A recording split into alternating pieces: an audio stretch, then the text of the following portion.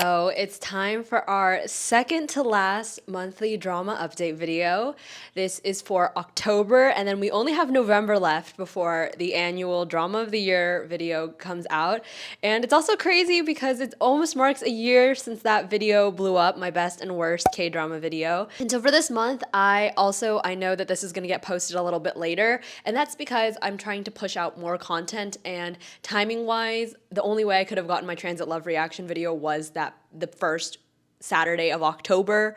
So yeah, I'm posting this on the second Saturday of October, and then after that I have some other content coming out. I'm not really sure. I have some stuff filmed and we're kind of just working things out so that I can get a weekly post out until the end of December, and hopefully in the new year I want to do a lot better with posting. So I think I'm going to do minimum 2 posts a month, so every other week, because it's crazy that my channel blew up the most, and I think this was the year that I didn't post as much because I was working, and obviously I wanted to work on shorts, but I didn't even create shorts and I wasn't posting YouTube videos, so I don't know, it's just, work has just been a lot. So hopefully in 2026 I really want to focus all in on content. Anyways, for this month, actually, I'm surprised. I feel like I've just been in a huge drama slump lately, but then I picked up a lot of different dramas this month, and it was surprisingly better than I thought, especially with the ones that just started airing, and they kind of came out of nowhere in my opinion. I'm like, oh, these are actually not bad.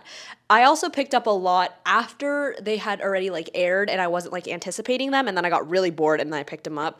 So I will talk about those real soon. First up, we have K-dramas that I'm watching on air, and of course, we still have our golden days. You're probably going to get really sick of me talking about this drama, especially because I assume most of you are not watching this.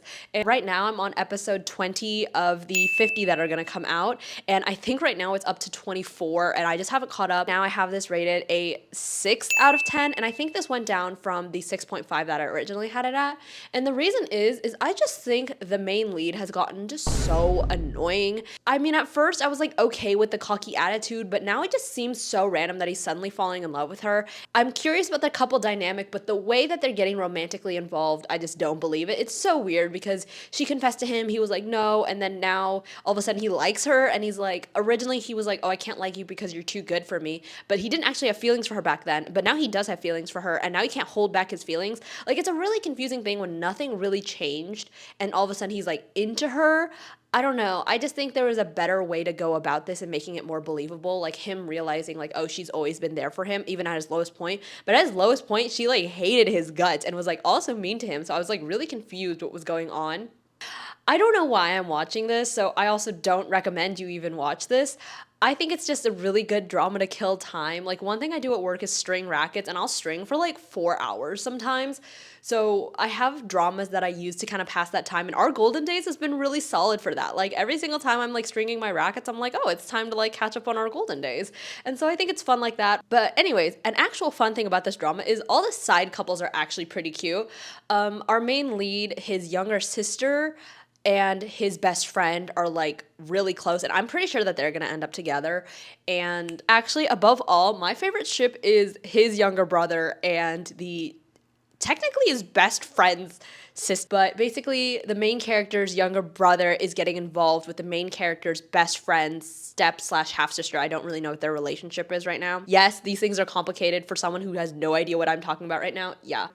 But yeah, those two are getting involved because his younger brother's her bodyguard because she has a stalker. And it is so cute. It's just such a cute dynamic of the poor boy, rich girl, finding out the joys of life that she was kind of deprived of. They're not the brightest people, both of them. And I think they're just so cute together, and they have fun together, and they have they have a hobby that they enjoy together. Oh, so endearing, and how they're wishing for each other's happiness and really respect each other. I think they're my favorite couple in this.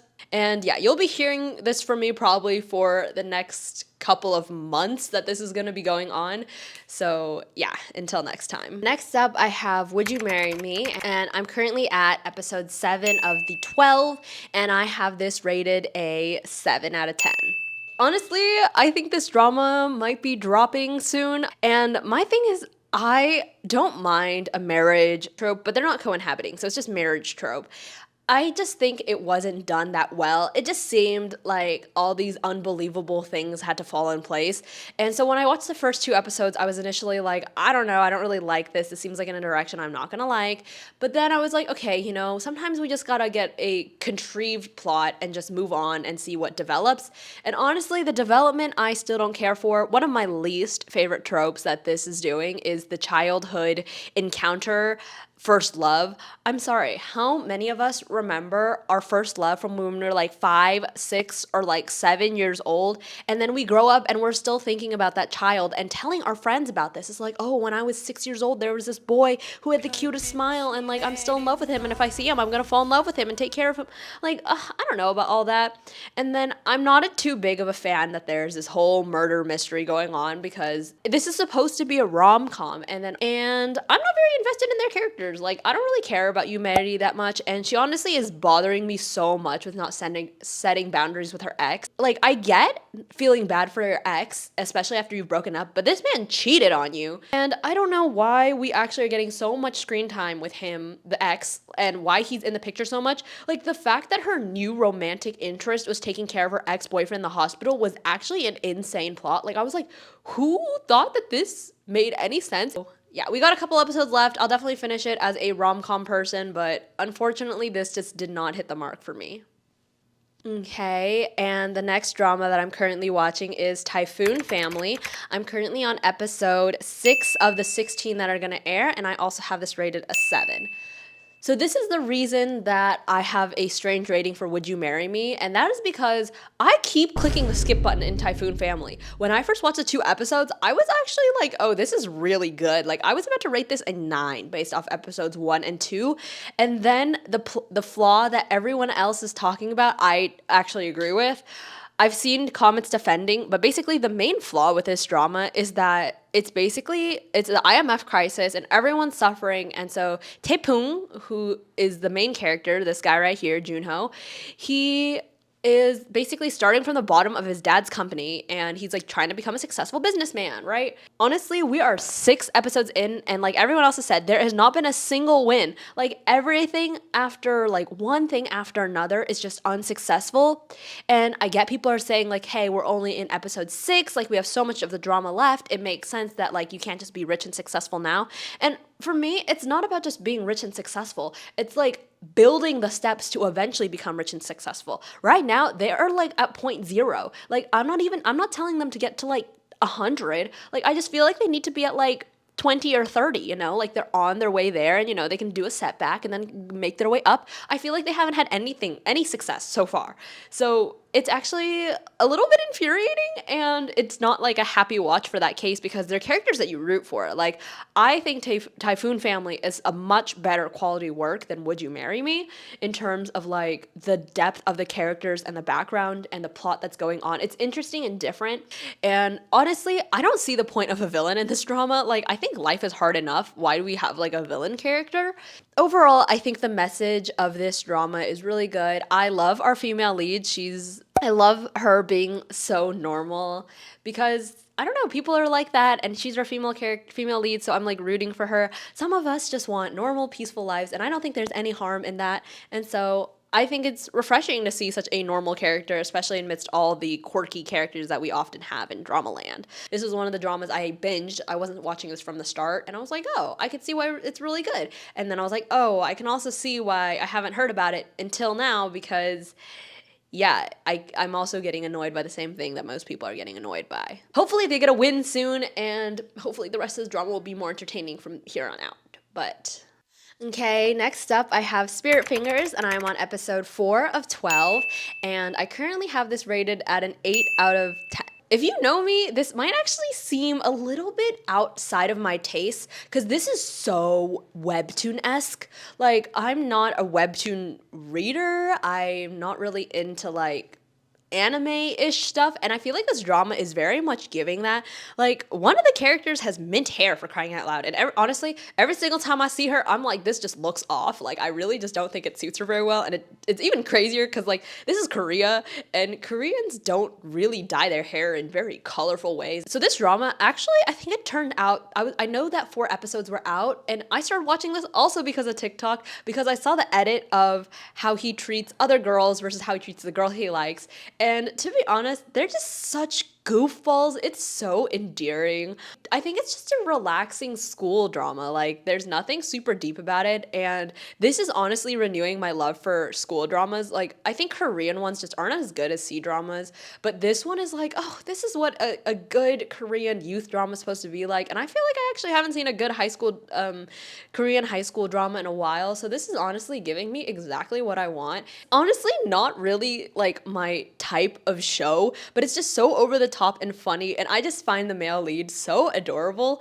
I think they're staying true to like what the vibe of this show is supposed to be like, and it's enjoyable. So if you like it, you like it, and if you don't, you don't. And usually this doesn't land with me, but it's well done. So this is actually like one of the most fun ones that I'm actually like anticipating on air. And I think, yeah, the first week it aired 4 episodes, so I am caught up on this, and I wasn't something I was anticipating at all, especially because I'm not into stuff like this. But surprisingly, this is like actually like really solid. When I started this, I was like, oh, it was like shocking. I was like really surprised because I was expecting like nothing from it, and it was actually giving. So, you know, this is my like shocker of October. Okay, and now we're on to C-dramas that I'm watching on air, and there's only one right now, which is crazy in comparison to the 3 that I was watching. But I'm watching Fight for Love, and I think this is probably like one of the most popular ones airing right now. There's Sword and Beloved, but I haven't watched the Love and Pavilion stuff, Fox Spirit stuff, so I decided not to start that. So this drama, I'm currently on episode 7 of 40, and I have this rated at an 8, and this is actually a lot higher than I've seen most people rate this drama. This is very shocking, but I actually liked this from the start better than I liked Fated Hearts and Love in the Clouds. And my reason for that is we have so many war dramas coming out this year, and this is the very first drama that seems character-centric and like character-driven rather than plot-driven, and that's something that I really, really appreciate and enjoy. It's the reason why I love Story of Minglan and why I love Like the Galaxy as much as I did. They're very character-driven. And basically, one of my favorite things is when they go to war, and this is a spoiler, but this is literally like episode 1 or episode 2 of the entire drama, so like skip this entire sequence if you're trying to not be spoiled. So do that. But yeah, so the whole setup is that all his brothers die, and if I'm being honest, I didn't read the synopsis before going into this one. I just knew I was gonna watch it because it has Victoria and Ding Yushi, and I was like, okay, there's like nothing else on air, so obviously I'm gonna pick this up. There's this whole part where his brothers are getting introduced like one by one and their dynamics with their wife, and I was watching this like, what is the point of this? I was like, are we really gonna have that many supporting characters? And then they all get killed off, and once all the brothers got killed off, I finally understood why they showed that, because I feel like with all these war dramas, people just die left and right, and it's especially because it's the opening, you're not invested in anyone, so you just don't really care. Like, obviously, it does serve the message, like, war is bad, people are dying, but this one was the first one that I feel like really made you think, like, oh, these are people with lives and families, and they have lived these lives and now have lost this life that they had, like, ahead of them, especially the ones with the wives that are pregnant, and the ones with kids that they will never now see raised, and especially for the woman who are, like, had this loving husband one moment and then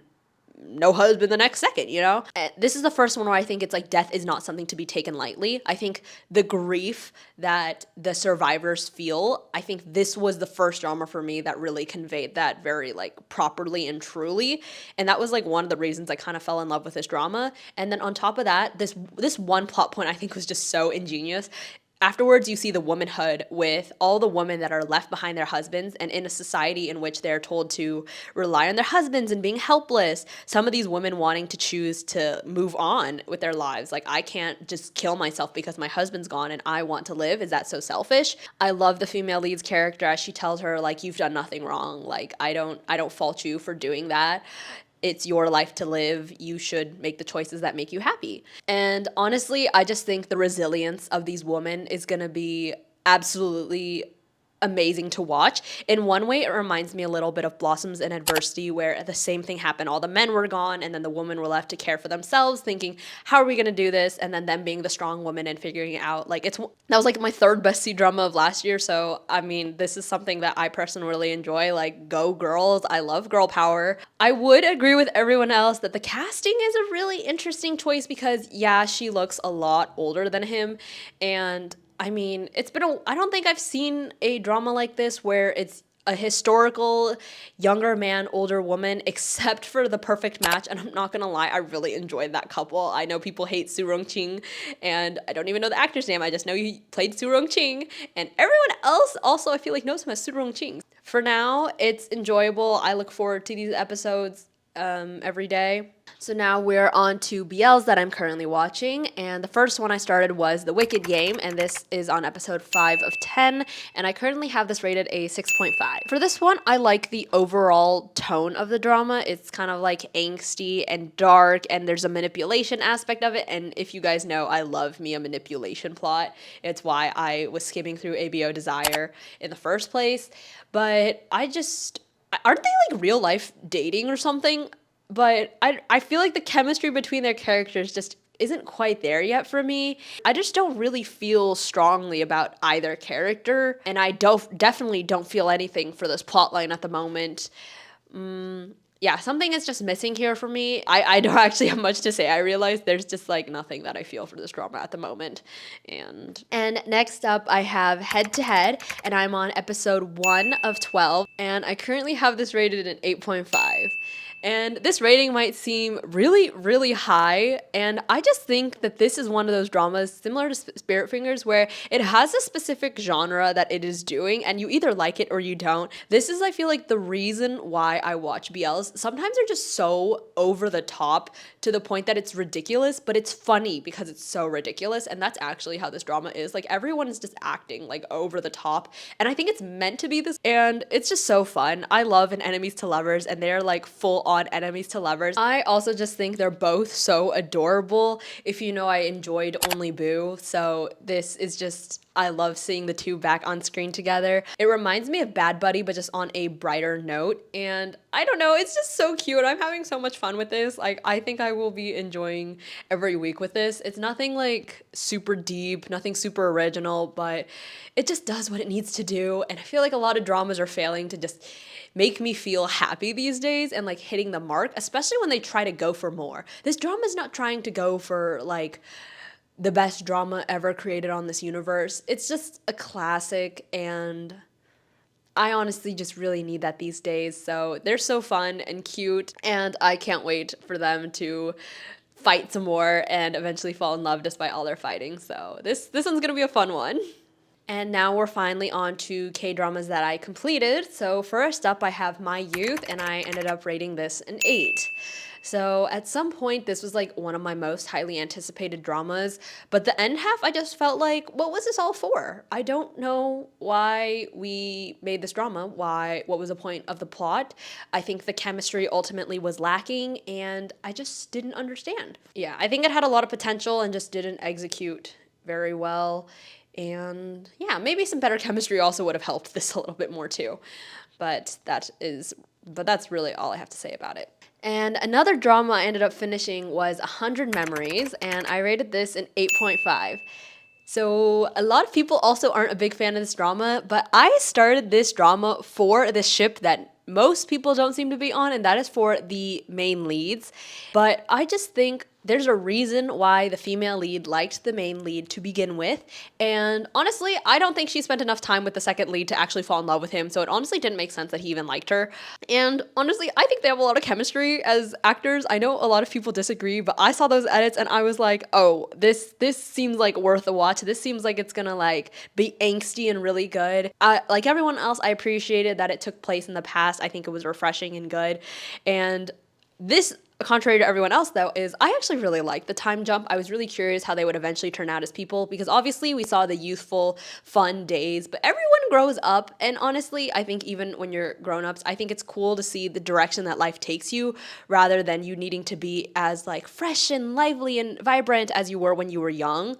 I don't mean that she has to completely dull out upon becoming an adult, but I didn't mind that I feel like the present seemed so ordinary in comparison to the like what they were like in the past, and the past part was honestly what made this drama so unique rather than like the present time, which was honestly could have been any other K-drama. And honestly, I think for me chemistry pushed this as far as it did.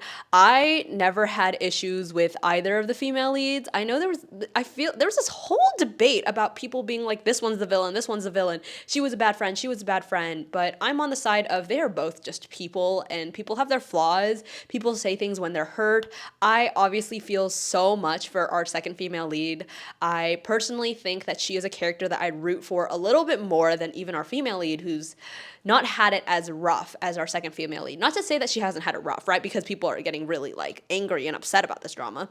But I think ultimately she will find her happy ending with our female lead's brother, and she gets to be part of the family for real, you know, in a way that is different from just being part of this family by association with this friend that she kind of is reliant on and feels as if she can't be unhappy with her because this girl has done so much for her.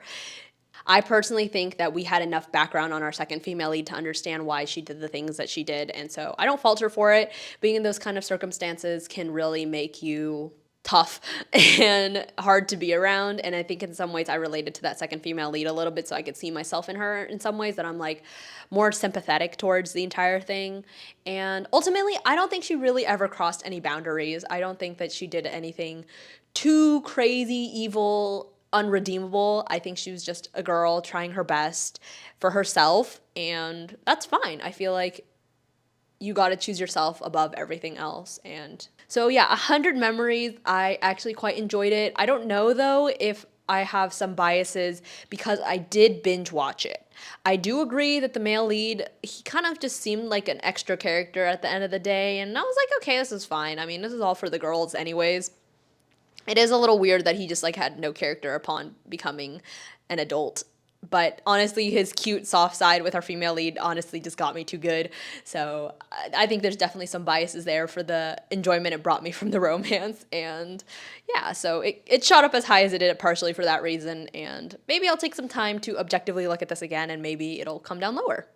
So now I'm on to all the C-dramas I completed, and this is actually kind of a lot. So first up, I finished Love's Ambition, and I ended up rating this an 8, and I had such high expectations for this drama. Zhao Lusi absolutely killed this role. Like, I honestly think this is like one of her most iconic roles ever, and it's a shame because this isn't one of the best dramas ever of hers. And for me, I think it was so good when it was delivering us angst and girl power and all that jazz. And then it turned to comedy, and I was like, what is this all for? And it just felt very unsatisfying once it turned to the comedy part, and that is just my main criticism of the drama. I kind of agree with everyone else. The chemistry was kind of like, okay, like it wasn't the best. It wasn't the worst, even though I know a lot of people don't like the age gap. I don't love it either, but it's not bad, so. And honestly, by the end, I didn't really care. I was kind of like surprised that they got together as quickly as they did. And then the whole plot line with the child, I think just did not make any sense to me. And it had really, really good moments. Like I was like, is this gonna be my C-drama of the year kind of moments? And then it turned to comedy, and I was like, okay, well, this is now a generic C-drama that didn't market itself as a generic C-drama, so now I'm disappointed and let down that this was going to be something different, and it just turned out to be something generic. And so, yeah, it was good for some time. And next up, another drama that I finished this month was Faded Hearts, and I have this rated a 7.5 out of 10. And I actually saw a lot of really, really good reviews about this. Like, a lot of people have this as like one of their dramas of the year, and mine isn't as high as that. And for me, this is interesting because I went through a phase where I watched it and I was like, oh, I don't know how I feel about this drama, especially when they were fighting in the beginning. I was like, this is a little much with him like hitting her, and yeah, he was like actually like hurting her, and I was like, this isn't really pleasant to watch, so what? And then it kept going, and honestly, it got good at some point, and then I feel like it just fell off for me once they got together. I feel like she carried this drama for me. I didn't personally really love Chen Ziyuan in this kind of role. I feel like he does suit modern roles for me personally better. I also found his character not nearly as ruthless as I thought he was. Like in the beginning, I thought he was like pretty ruthless, but then she's just like, "Oh, you're like hiding behind this facade and you're actually not that ruthless and bad as people think." And honestly, I think the female lead, the actress actually just played her role so well. I feel like every scene she was in, the way she delivered her lines with such intensity. Obviously, there's a bit of like voice acting involved because I'm not sure if she dubbed it herself because, you know, C-dramas do a lot of dubbing. But even just like her facial expressions, I just think she absolutely killed the role. Like Fu Yishao was actually the best female general we had in this month full of female generals. Like she's the only one that seemed realistic in terms of that. And honestly, at the end point, I just think some things were too contrived, like the fact that he died, the fact that he got revived, and then he went blind, and then he lost his memory. Like there's just so much going on to the point that I was like, what is this drama anymore? And I think someone also talked about this, but the antagonist motivation for the entire drama was like weak. So I'm also left feeling like, what is the point? Why do we care? And then the chemistry just wasn't enough for me. Okay, and we're almost there. This is the last C-drama I completed, and it is Love in the Clouds. It's got a soft place in my heart. I currently have this rated at an 8.5, but I'm just starting to wonder if I should bump it up to a 9. You editors, the people that are editing these videos, the clips of them, and I'm seeing it all over my TikTok, it's just making me think like, oh, I did enjoy this drama, and I love all the edits, and I feel like part of a drama that like stands out and is like, the type of drama to be a 10 out of 10 are those dramas that remains in everyone's heart and that the community loves as a whole. Like this is like I feel like it really does add points to it, like the fact that everyone is feeling the same thing about the leads and just like our love for certain scenes. Like I don't know, just seeing it all over TikTok has just reinforced my love for this drama a bit. So this one started off weaker than Faded Hearts. I think I was more into Faded Hearts at some point, and I just thought her whole like fake flirtatious thing and era was kind of like, I don't really care. It wasn't very convincing. And at that point, I was like, I don't think the two have chemistry. And then at this point, I was actually like, the Princess Tianqi and that one dude, I was like, they have way more chemistry, and I'm liking their plotline. And then we got to, I think episode 13 and 14 is when I fell in love with this drama. It was just the angst of the reveal and the lies. And you guys know I've got a big soft spot for liars, and I love manipulation plot. And I love the betrayal and the angst. Like, I think it's so fun. So 13 and 14, I think, was just acting explosion from both parts with her lying to him and his betrayal. And this is really where I fell for Chipotzai. And the radiant spirit part, it's just like those details that like literally had me like, oh my God, squealing. And I was like absolutely in love with this drama. And I would just say for me, the flaw mainly lies in I was just confused by some of the timelines in this. Like, so basically she lies to him and he's angry, and I'm kind of confused about her feelings about all of this. I think it's she's in love with him but isn't admitting that she's in love with him. But at the same time, I feel like she had those scenes where she was like, "Oh, I'm serious about you in this moment." And obviously she was willing to like die with him. So I think she's had like emotions for it and then didn't quite realize, and then he gets mad at her, and then he forgives her, and then he gets mad at her again. And I think some of the timelines between him being mad at her and then forgiving her and them dating immediately like after he's forgiven, like it was just a little bit confusing for me. And personally, I just wish this was a little bit more character driven. I just think there was a lot of other plot lines. Like Situ Ling, I don't mind him that much. Actually, I know a lot of people hate him, but I was like, whatever. I feel like he served a good purpose in like helping our female lead when she needed the help, then stirring up jealousy for Chipotzai. And then honestly, I feel like he just willingly gave up that tree branch thing. I was like, dude, you could have destroyed that like so long ago, but you gave them an opportunity to just come steal it and then like cure him. So I honestly never really saw Situ Ling as like a real villain, and yeah. But I do agree that he had way too much screen time. So that was just my personal beef with this drama, is not enough screen time for our leads. I wish they just interacted more, because by episode 13 onward, I just think every single scene they had with them was like gold, and we just needed more of that. And with that, that is all the drama updates I have for the month of October. I've got one more left, and I might be looking really different by the time you see me in that video, because I will have come back from Taiwan and planning on getting a haircut, maybe hair colored. We'll see what it's like. But yeah, I'm really excited. We're almost there. We're almost at the end of the year, almost time for all the rankings and to a new year. I'm always excited about New Year's. I just love new starts and feeling like change and different. And I guess a lot has changed in this past year for me. So I'm looking forward to everything that is to come in 2026. And and real quick, there is one drama I dropped that I should mention, and that's Genie Make a Wish. I watched episode 1. I didn't mind Susie kind of with the psychopath kind of character, but I wasn't a fan of Woobin in the comedy. And I've seen pretty bad reviews about the drama, so I'm just not going to continue this. I also just think it's in a genre that I'm not really interested in. The plot, I was kind of like, eh.